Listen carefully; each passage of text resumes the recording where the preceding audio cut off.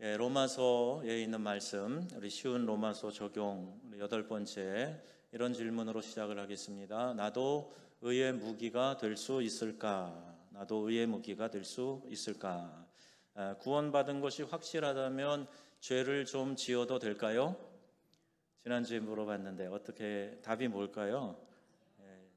11절에 보면 너희 자신을 죄에 대하여는 죽은 자요 그리스도 예수 안에서 하나님께 대하여서는 살아있는 자로 여길지니라. 아멘. 죄에 대해서는 죽은 자로, 또 하나님에 대해서는 살아있는 자로 여길지어다. 그래서 우리가 첫째로 세례받은 신분상 죄 짓는 것은 불가능합니다. 나는 죄에 대해서 죽었다. 그리고 우리 주님과 함께 죽어 장사되었다가 부활한다. 이것을 상징하는 세례를 받은 것 아니에요. 그래서 죄에 대해서는 우리가 관심을 두지 않고 죄의 유혹에 넘어가지 않고 이렇게 살아가는 것이 우리 삶의 중요한 목표이지요. 구원의 목적 때문에 이렇게 죄 짓는 것, 이런 것이 곤란하다는 거예요. 자, 그래서 죄가 나를 지배하지 못하도록 해야 된다. 12절 말씀인데 12절 말씀 보시면 이렇게 되어 있어요. 그러므로 너희는 죄가 너희 죽을 몸을 지배하지 못하게 하여 몸의 사욕에 순종하지 말고. 믿는 성도에게 보내는 로마서인데 죄가 너희 죽을 몸을 지배하지 못하게 하라. 그러니까 우리의 몸은 결국에는요 이렇게 부활과 함께 거룩한 몸으로 변화되겠지만 이 땅에 있는 동안에는 이 죄의 미혹을 끊임없이 받는 그런 연약한 존재예요. 그래서 몸 안에서 일어나는, 우리 몸을 통해서 일어나는 여러 가지 죄의 유혹들이 있어요. 이것을 육신의 소욕이라고 갈라디아서는 기록되어져 있습니다. 이것에 순종하지 말아라. 가만히 있어도 우리 몸은 죄를 짓는 공장이라, 누가 이렇게 얘기한 것처럼 자꾸 죄 짓는 생각과 본성을 가지고 있는데 거기 순종하면 안 된다. 전에는 죄의 종이었기 때문에 가만히 놔두면 저절로 죄 짓는 일을 한다. 그런데 이제는 예수 그리스도의 종으로 바뀌었어요. 신분이 변화됐습니다. 하나님의 자녀가 되었어요. 죄에서 해방이 되어 의의 종이 되었다. 그래서 거룩함에 이르는 열매를 얻게 되었고, 자, 이제 구원을 받았으니 그러면 평안을 누리고 영생이나 누리면서 잘 살아라 말씀하시는 게 아니고요.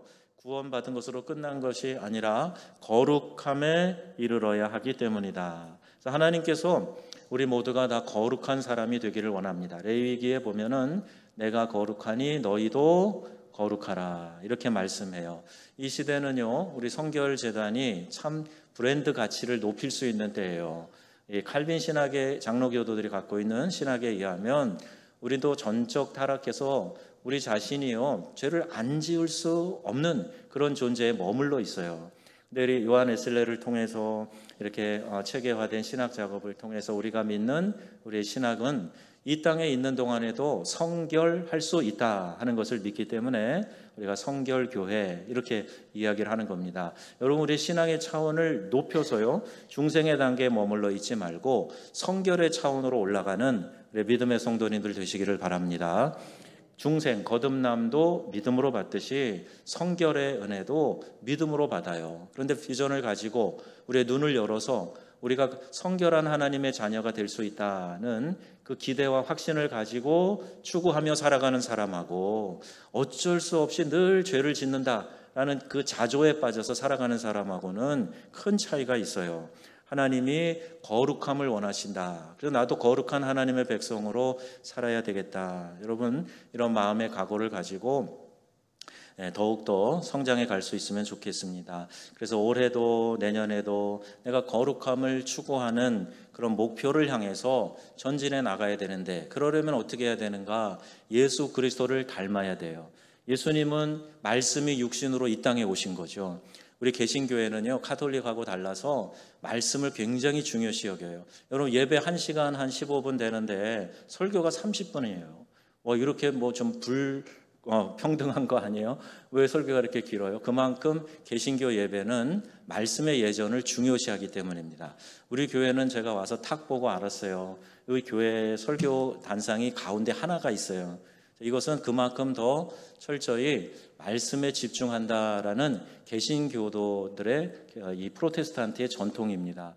개신교도 중에 여러분 칼빈 아시죠? 그 장 칼빈이 사역을 했던 프랑스 개혁교회들을 보면요, 유럽에 가시면 여러분 개신교회 건물에 들어가서 이렇게 보세요. 성당 아니고 개신교회 건물 보시면 어떻게 되어 있냐 하면요, 강대상이 가운데 이렇게 있는 게 아니라 올라가 있어요. 그래서 위에서 하나님이 말씀을 전해주신다, 이제 그런 의미로 그만큼 중요하게 여기는 겁니다.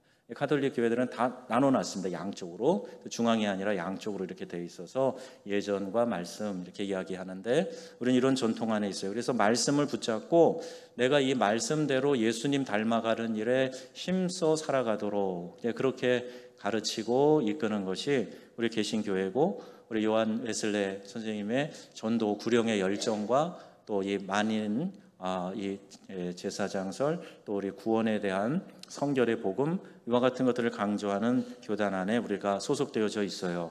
꾸준히 기도하고 부지런히 성경을 읽고 연구하면서 내가 하나님의 거룩함에 도달해야 된다. 하나님처럼 되는 게 아니고요, 너희가 거룩하라 하고 말씀하신 하나님의 기대치, 그 목표, 그만큼 성장해 가야 된다 하는 겁니다. 이 거룩함은 외적인 모양이 아니에요. 목소리를 이렇게 하고요, 그리고 항상 뭐 성경책 가슴에 끼고 다닌다고 그게 거룩이 아니라, 성경에서 말씀하는 거룩함은 사람의 생각이 아니라 하나님의 생각을 쫓는 것을 말합니다.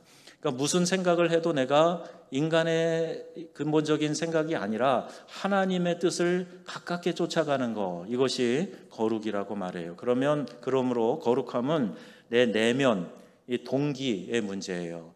요한 웨슬레도 완전 성화에 대해서 얘기하면서 동기의 순수성을 이야기했어요. 그러니까 모든 일을 하는 것에 대한 시작, 출발, 그 동기가 순수한 것을 이야기합니다. 이 동기의 순수성이 바로 성결이에요. 어떤 일을 결정하든지 우리의 의식 속에서 항상 주님이 계셔야 돼요. 예수님이라면 어떻게 하실까? 어떤 말씀을 하실까? 지금 예수님이 이 상황을 바라보시면 뭐라고 하실까? 지금 내가 생각하고 말하고 행동하는 것을 예수님이 내 옆에서 지켜보고 계시는데 뭐라고 하실까? 늘 주님에게 내 관심을 집중해 가야 됩니다. 이사할 때 여러분 뭘 고려합니까? 어느 아파트로 가면 집값이 2배로 오를까? 그거 먼저 생각하시나요? 내 신앙생활을 잘할 수 있는 교회가 가까이 있는가? 그걸 여러분 생각하십니까? 물론 교통이나 인근 상권, 뭐 교육 환경 이런 거 다 고려해야 되겠지만, 내가 여기 가서 살면은 신앙생활 하는데 어려워지지는 않을까? 이런 생각 해보셨나요? 다 하셨겠죠. 영적으로 나를 굳건히 세워줄 말씀이 있고, 신앙생활에 도전을 주는 믿음의 동역자들과 교제할 수 있는 교회가 있고, 아무 때나 달려가서 기도할 수 있는 교회가 있는가? 여러분, 이것이 우리가 거주하는 곳을 정하는 데에도 꼭 반영이 돼야 되는 거죠. 신앙생활 잘 할 수 있는 그런 교회를 가까이 두고 믿음 생활하는 거, 이게 우리의 큰 복이 되는 거죠. 늘 하나님의 관점에서 생각하고 계속 하나님을 닮아가기 위해서 선택하는 사람, 그 사람이 거룩한 하나님의 자녀입니다. 거룩함은 가만히 있으면서 저절로 만들어지지 않아요. 성령의 우리의 깊은 의식까지도 거룩함을 추구할 것을 말씀을 하고 계신데, 빌립보서 4장 8절 말씀 읽어보겠습니다. 끝으로 형제들아, 무엇에든지 오르며 무엇에든지 정결하며 무엇에든지 사랑받을 만하며 무엇에든지 칭찬받을 만하며 무슨 덕이 있든지 무슨 기림이 있든지 이것들을 생각하라. 아멘. 자, 이것을 우리에게 요구하고 계세요. 영화나 드라마에 푹 빠져서 폭력적, 비윤리적, 선정적인 것에 오염되면 안 됩니다. 우리 K 문화가요 참 대단해요. 우리 민족이 반만 년을 이어오면서 많은 스토리를 가지고 있기 때문에 드라마 잘 만들어요. 뭐 스토리가 있으니까 이제 제작 기술만 있으면 되는 거 아니겠어요? 드라마 참 잘 만들어요. 그런데 여러분 아십니까? 이 대중문화를 선도하고 지배하는 것은 악한 세력들이에요. 그러다 보니까 대중문화가 우리에게 요구하는 것은 죄 짓도록 만드는 그런 것들이 많습니다. 이렇게 죄악의 그런 관계들, 잘못된 것들, 이것을 아름답게 포장해가지고 그것을 미화시키는 거예요. 이것부터 시작해서 우리를 뭐 동성애 문제라든지 여러 가지 이슈를 가지고 죄 짓는 것에 우리의 마음을 두게 만드는 거예요. 내가 교제하고 대화하는 사람 가운데 경건한 친구들이 얼마나 많은가. 그럼 그거 한번 생각해 보셔야 돼요. 나는 정말 가까운 믿음의 친구가 있는가? 그 사람과 신앙적인 얘기를 하면서 서로 마음이 뜨거워지고 동반성장하는 시너지가 일어나는 그런 믿음의 형제자매가 있는가? 이걸 꼭 찾아보셔야 됩니다. 배우자의 영향력도 절대적이기 때문에 결혼 대상자도 가능한 좋은 신앙의 사람들과 만나야 돼요.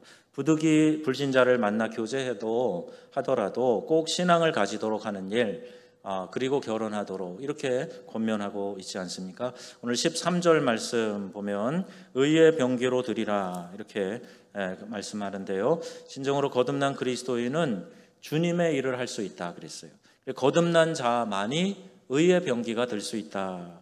국회의원 되려면 요새는 이제 정당의 공천도 받아야 되고 아무튼 이제 선거를 해서 뽑혀야 되잖아요.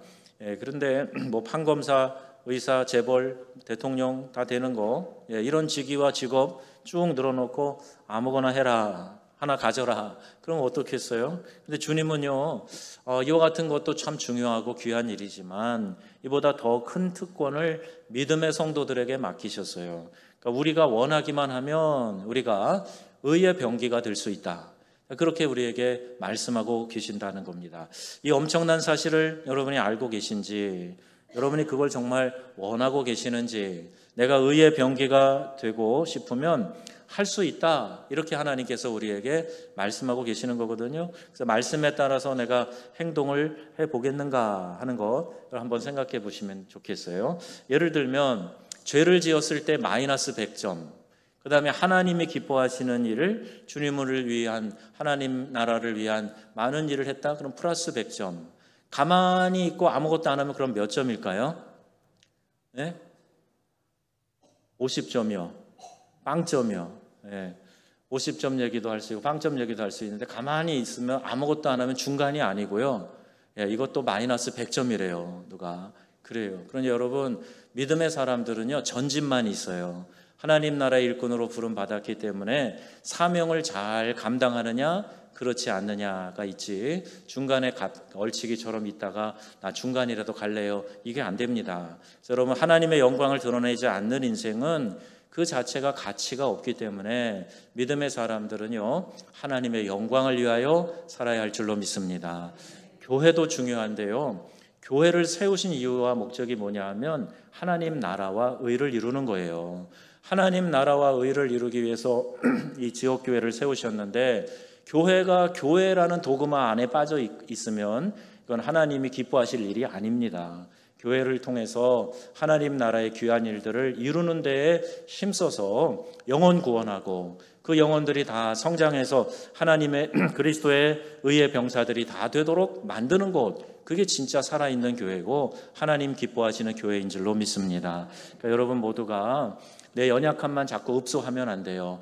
그 환경에서, 연약함 속에서도 하나님이 나를 통해서 일하시는 것이 반드시 있기 때문에 하나님의 의의 병기가 되게 하여 주시옵소서, 이걸 바라면서 기도하고 준비하고 해야 됩니다. 그리스도인은 의의 일을 감당할 수 있어야 되는데, 의의 무기인 우리를 통해서 그 의의 열매가 맺혀가도록 해야 한다는 거예요. 성령의 9가지 열매, 여러분 기억하시죠?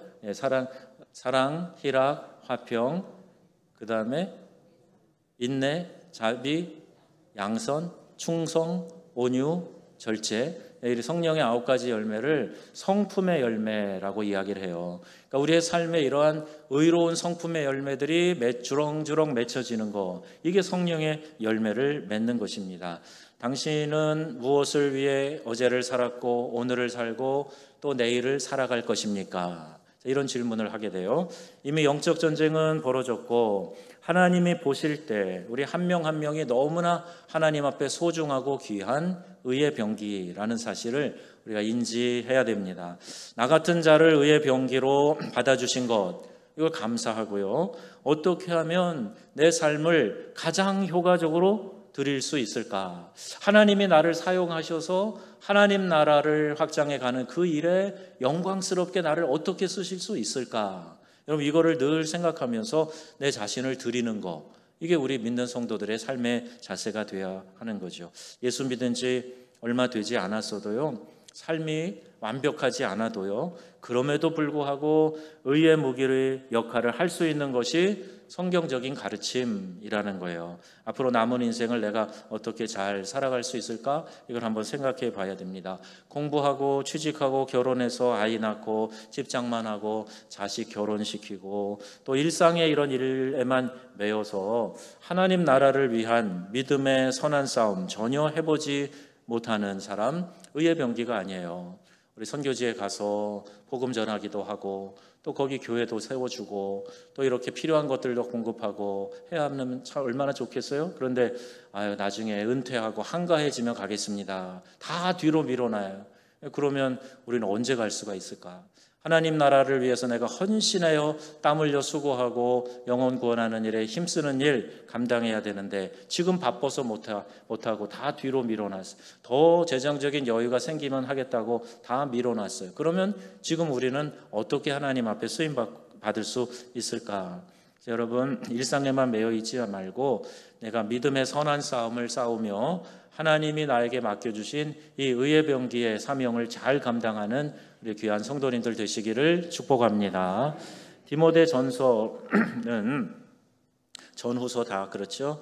목회서 시인이라 그래요. 디도서까지 포함해서 바울이 디모데에게 목회 코치를 하기 위해서 보낸 편지입니다. 여기 보면 1장 18절 말씀인데요. 읽어보겠습니다.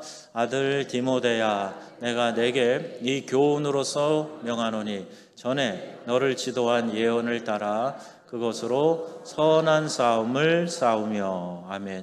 가르쳐준 말씀대로 믿음의 선한 싸움을 싸워라 말씀하고 있는데 6장으로 가보면 12절에 또 이렇게 확신하게 말씀하여 시작. 믿음의 선한 싸움을 싸우라.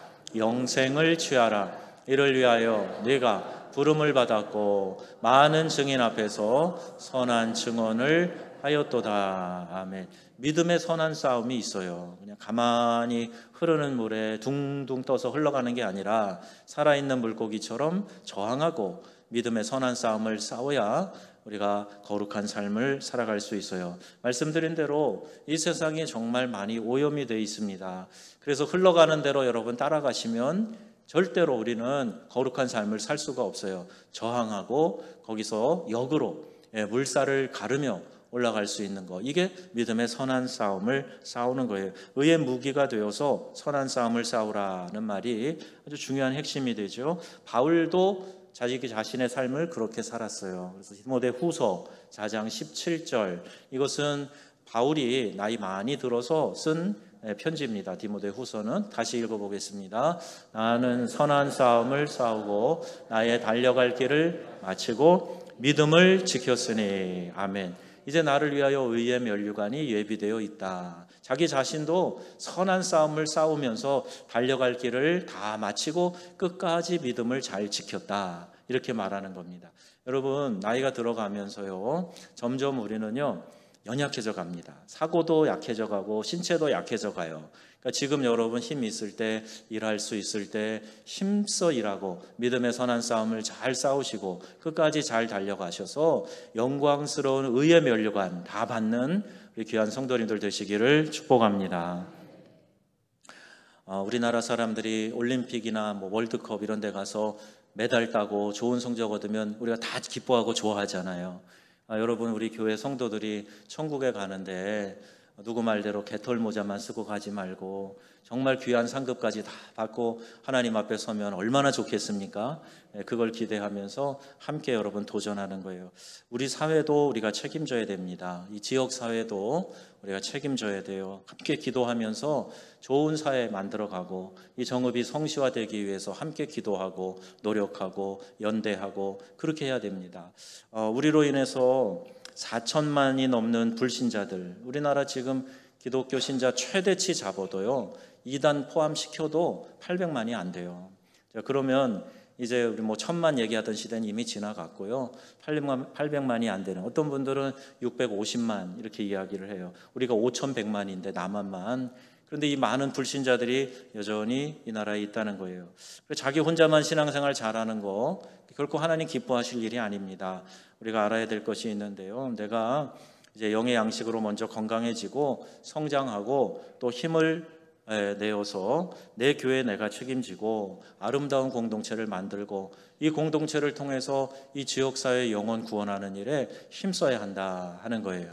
오늘 기도해 주신 분도 기도문을 미리 본 것도 아닌데 오늘 설교하고도 참 많이 일치되는 얘기를 해 주셨는데요. 이렇게 함께 이런 마음으로 기도하면서 이 지역의 영혼들 구원하는 일에 힘써 나가는, 그 일에 최선을 다하는 우리 교회 되기를 바랍니다. 내가 할 일을 안 하고 하나님께 책임 전가하는 거, 이거 안 돼요. 하나님이 다 알아서 하실 거야. 그 이슬람 교도들이 말하는 인시알라, 모든 게 알라의 뜻이야. 그리고 자기들은 운명론에 빠져 있는 거, 우리 하나님이 기뻐하시는 것이 아니에요. 믿음의 선한 싸움을 싸우라. 하나님이 대신 싸워주시지. 예, 하나님이 싸워주세요. 그런데 우리가 의의 병기를 들고 믿음의 방패 갖추고 나아가 임할 때, 그때 하나님이 우리 안에서 역사하시고 힘 주신다는 거예요. 배 밑바닥에 구멍을 뚫는 광인이 있으면 그걸 멈추게 해야죠. 공동체 안에 함께 우리가 들어있는데 배 밑바닥에 구멍을 뚫어서 물이 들어오게 하면 그 사람만 빠져 죽습니까? 다 함께 빠져 죽게 돼요. 그래서 그 일을 하지 못하도록 해야 됩니다. 우리가 아는 디트리 보네퍼가 있어요. 독일의 경건한 목회자요, 신학자인데 20세 초반에 미국에 가서 이제 박사학위를 받은 수재였습니다. 그리고 목회하시는 분이었어요. 근데 히틀러의 나치에 대한 이 저항운동에 동참했다가 붙잡혀서 결국에는 형장의 이슬로 사라지게 되죠. 이 디트리히 보네퍼가 이 히틀러 암살단에 참여하기도 했는데 그때 한 유명한 말이 있어요. 악을 보고도 침묵하는 것은 그 자체가 악이다, 이렇게 얘기를 했어요. 악이 분명히 보이는데 지금 대세를 잡은 서슬이 퍼런 히틀러가 호령하고 있으니까 다들 숨죽이고 그러고 있는 거예요. 그리고 오히려 가서 축복하는 사제도 나오고 그래요. 그러니까 이것은 악이다. 미치광이가 지금 버스를 운전하고 있으면 미치광이를 그 운전대에서 끌어내려야 되는 거 아니냐. 안 그러면 다 죽으니까. 이렇게 이야기를 하고 암살단, 그러니까 여러분 좀 끔찍하죠. 어떻게 목회자가 암살단에 참여를 해. 그런데 여러분, 그러면 3.1 독립 만세 운동이나 우리 조상들이 했던 우리 독립운동, 거기도 무력이 들어가요. 그런데 정의를 위해서 싸우는 그들은 우리 영웅시하지 않습니까? 그분들의 후손들이 그 자랑스럽게 생각하고 또 현충원에도 모시고 그렇게 하지 않아요? 이런 생각으로 우리가 보게 될 때 우리가 악을 대항하여 우리가 저항하는 운동이 필요하다는 것도 알 수가 있어요. 여기 또 유명한 말들이 몇 가지인데, 하고 싶은 일을 하지 말고 옳은 일을 하려고 하라. 자, 그리고 교수형에 처해진 그 직전에 한 말이에요. 이것이 마지막이다. 그러나 나에게 있어서 새로운 삶의 시작이다. 자, 이런 말을 남기고 형장의 이슬로 사라졌어요.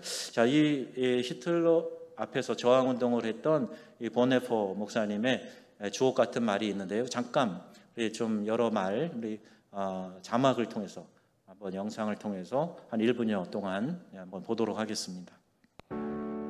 진정 그리스도는 오늘 우리에게 무슨 의미가 있는가? 신앙 없는 세계에서 교회의 존재 의의는 무엇인가? 그분이 하신 이야기들을 열거하고 있습니다. 하나님에 대하여 어떻게 말할 것인가?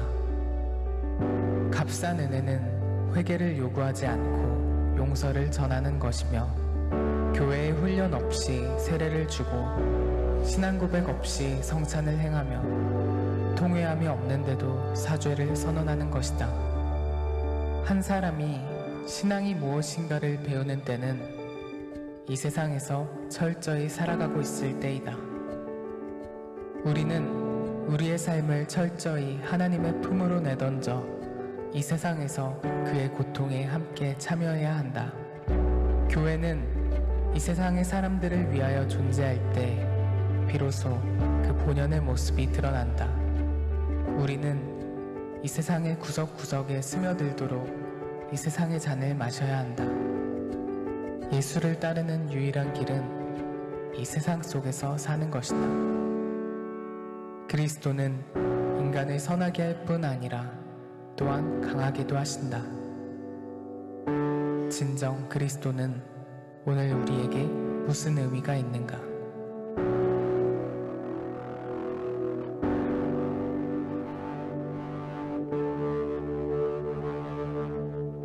그는 진정 의를 위해 싸웠던 의의 병기였어요. 진정 그리스도는 오늘 우리에게 무슨 의미가 있는가? 여러분, 예수 믿는 예수님이 우리의 삶에 지금 어떤 의미로 계시는 겁니까? 내 자신을 의의 병기로 드리기만 한다면 내가 직업이 뭐든 상관이 없어요. 내가 학생이든 살림하는 주부이든 어떤 위치에 있든 그 직업이 중요한 게 아니라 내가 의의 병기로 하나님께 드려지고 주님의 손에 붙들리면 하나님께서 이와 같은 놀라운 일들 우리의 삶 속에서 이루어 주신다. 내 자신의 초라한 모습과 욕심과 탐욕이 들끓고 허물이 많은 내가 어떻게 주님께 드려지고 의의 병기로 쓰여진단 말인가, 또 이런 생각이 드실지 모르겠어요. 그러나 쓰시는 분이 하나님이시니 여러분은 스스로에 대해서 그런 마음으로 이렇게 움츠려들 필요가 없고요, 개의치 말고 여러분 자신을 하나님의 의의 병기로 드리시기를 바랍니다. 하나님이 나를 소유하셔서 이런 고백을 통해서 멋진 인생을 살아가는 많은 믿음의 사람들이 있는 것을 우리가 알아요. 여러분, 기왕 예수 믿는 거 나를 철저히 하나님께 드림으로 하나님이 나를 사용하시는 그런 멋진 인생을 한번 살아보시기를 바라는 겁니다. 이미 의의 병기로 드리셨나요? 내가 하나님께 철저히 헌신한 그런 삶을 살고 있습니까? 그렇다면 이제 삶에 많은 성령의 열매들이 맺혀지도록 늘 주님께 붙어 있으면서 힘써 나가야 되겠죠. 그럼 제대로 살고 있는 것을 감사하고 또 그 일에 대해서 정진할 수 있게 됩니다. 이렇게 기도하세요. 하나님, 보잘것없는 나를 받아주시니 감사합니다. 하나님께서 나를 이 땅에 보내신 의도가 나를 통하여 영광을 받으시는 것이라면 잘 살겠습니다. 제 생을 온전히 하나님께 바치겠습니다. 저는 이런 삶으로 나아가시기를 바라요. 그럼 하나님께서 책임지시는 인생, 의의 병기로 드렸더니 하나님을 날 사용하셔서 멋진 일들을 이루셔서 이것이 얼마나 우리의 삶에 위대한 간증이 되고 또 하나님 앞에 설 때에 아름답고 멋진 상급이 되겠습니까? 여러분을 위하여 목숨을 버리신 주님께 나를 의의 무기로서 하나님께 드릴 수 있다는 것 자체가 이게 얼마나 큰 영광인지 몰라요. 여러분의 심령에 죄가 주관하지 못하게 하고 오히려 의의 병기로 자신을 드리는 삶을 살아가시기를 우리 주 예수님의 이름으로 축원합니다. 아멘.